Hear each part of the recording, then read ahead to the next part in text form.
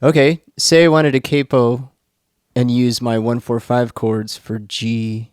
It would be G, C, and D. So I take my G chord. The root is on the 6th string. I move it to the 8th fret because that's a C note. So if I'm capoed at the 5th fret and I play G, C, D, my G is going to sound a C chord. My C is going to sound an F chord. My D is going to sound my G chord. So that would be another place you could capo. But it's important that you see how I got there. If it's the open string, that's where the capo goes. If it's the G chord or the C chord, think about where the root of that chord is. Go there and then put the capo in the appropriate place. All right, so here's exercise number 3, and the chords will come a little bit faster.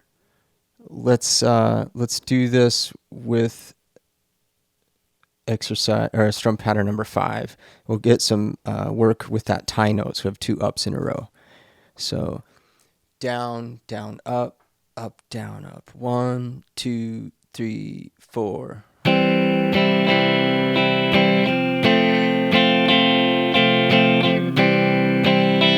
5, 4, 1,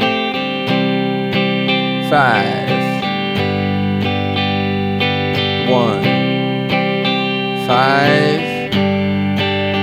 4, 1,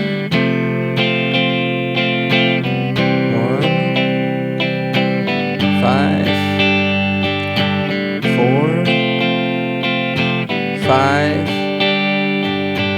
4, 5. Repeat.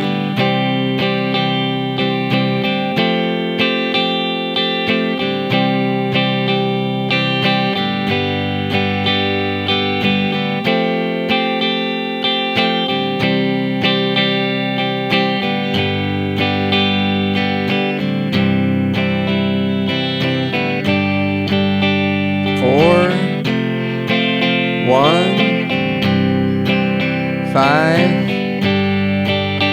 4, 5, 4,